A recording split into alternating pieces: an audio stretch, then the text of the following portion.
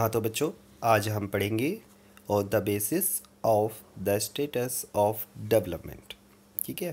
तो जो status development के अनुसार जो रिसोर्सेज होते हैं, potential resources, resources which are found in particular area and regions. जो रिसोर्सेज हमें एक पर्टिकुलर एरिया या क्षेत्र में मिलते हैं। ठीक है। जैसे for example, resources which are found in regions but have not been utilized.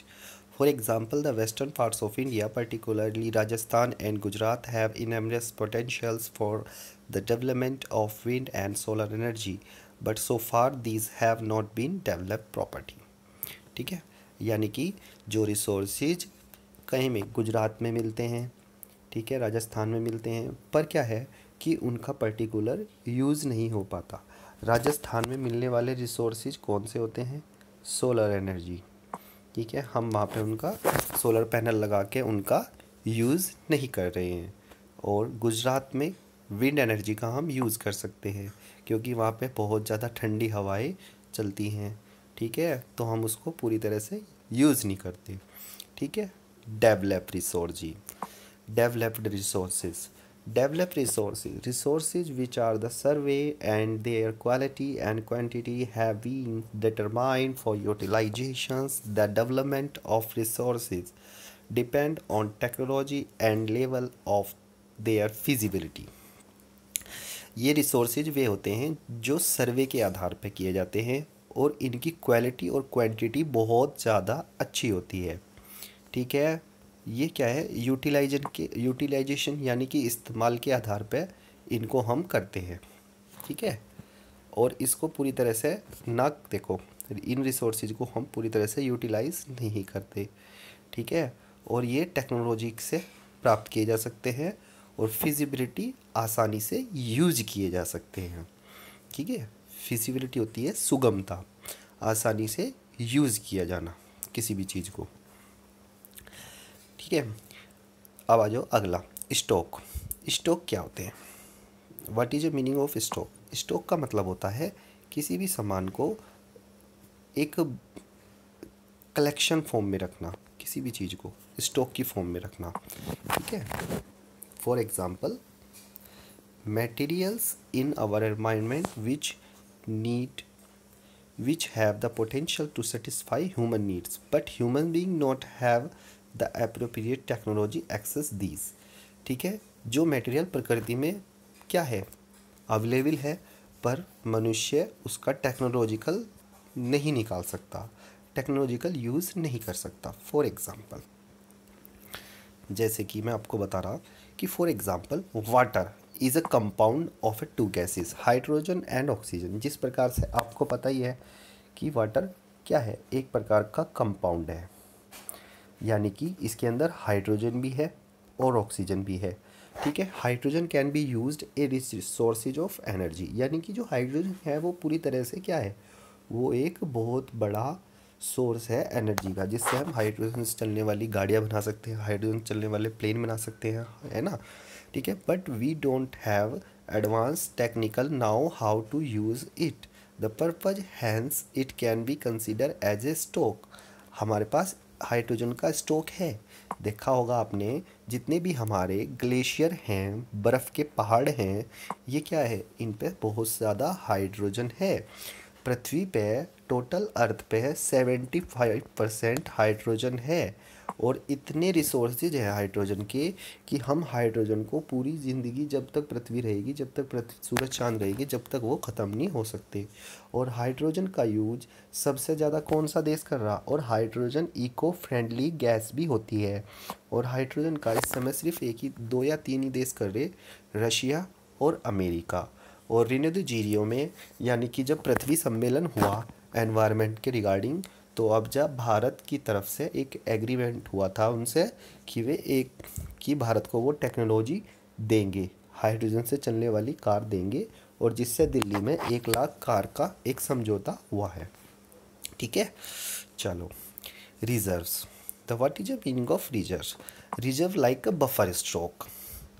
Buffer stock आप कहते हैं ना जैसे बाइक में हमारी रिज़र्व लग गया, रिज़र्व का मतलब होता है कि किसी चीज़ को बचा के रखना, रिज़र्व कर ले भाई इस चीज़ को, ठीक है। रिज़र्व का मतलब है कि किसी चीज़ को अपने पास सुरक्षित रखना, ठीक है। रिज़र्व का मतलब है कि किसी भी चीज़ को अपने पास सुरक्षित रखना, ठीक है। अब आ जाओ, reserve are subset of the stock, ठीक है। रिज़र्व किसी भी चीज़ का एक स्टॉक है, buffer stock, which can be put into use with the help of existing technical know how but their use has not been started. Reserve वो है, reserve उस चीज़ों को कहते हैं कि हमारे पास किसी चीज़ का स्टॉक तो है, पर यानी कि हमने स्टॉक की फॉर्म में रखा हुआ है, पर हम उसको जानते नहीं कि उसका यूज कैसे कर सकते हैं। They can be used for meeting future requirements, उसे हम फ्यूचर की रिक्वायरमेंट के अनुसार खर्च कर सकते हैं, ठीक है। River water can be use generating hydraulic power but presently, ठीक है। हम रिवर्स के क्या कर रहे हैं, हमने डैम बना के एक हाइड्रोलिक पावर सिस्टम बना दिया है उसके ऊपर, ठीक है, जनरेट कर दिया है जिससे हम इलेक्ट्रिसिटी प्रोड्यूस कर सकते हैं। It is be utilize only to limited extent, और ये एक हम लिमिटेड रूप से कर सकते हैं, यानी कि हम एक हमारी एक सीमा है कि हम उस सीमा तक कर सकते हैं। दस यानी कि अतः the water in the dam forest etcetera it is a reserve which can B use for the future, ठीक है। ये हमारे पास रिजर्व के रूप में है, पर हम इनका एक लिमिटेड यूज़ कर सकते हैं, ठीक है, और लिमिटेड एक्सटेंड है हमारे पास, और हम इसको फ्यूचर में यूज कर सकते हैं, ठीक है। डेवलपमेंट ऑफ रिसोर्सेज, ठीक है, development of resources. Development resources का मतलब क्या है कि हम किसी भी चीज़ का विकास किस प्रकार से कर सकते हैं, ठीक है। जैसे फॉर एग्जांपल समझते हैं, resources are the vital for human survival as well for maintaining the quality of life. It was the belief that resources are free gift of nature. As a result, human beings use them indiscriminately, and this has led to the following major problem. पहले इसे जानने की कोशिश करते हैं। Resources क्या है कि एक ह्यूमन सर्वाइवल के लिए, एक क्वालिटी लाइफ जीने के लिए बहुत ज़्यादा ज़रूरी है, क्योंकि अगर हमारे पास रिसोर्सेज नहीं होंगे तो हम एक अच्छी लाइफ नहीं जी सकते। हम बिलीव करते हैं कि जो प्रकृति ने हमें रिसोर्सेज दिए हैं वो एक प्रकार से हमारे लिए फ्री गिफ्ट है, ठीक है ना। क्या है, क्वालिटी लाइफ जीने के लिए हमारे पास एक फ्री का गिफ्ट है। नेचर ने हमें गिफ्ट दिया है, जैसे हमें जंगल दिए हैं, जैसे हमें कोयला दिया है, फॉसिल फ्यूल दिया है, जिससे हम यूज़ करके और अपनी लाइफ को बेटर जी सकते हैं। कल्पना कर सकते हो आपकी, अगर आपकी जीवन में पेट्रोल ही ना हो तो उसके बिना आप गाड़ियाँ कैसे चलाओगे, वाहन कैसे चलाओगे, है ना। The human being use them indiscriminately, और आदमी को बिना भेदभाव के इन चीज़ों को जीना चाहिए, यूज़ करना चाहिए, सॉरी, ठीक है।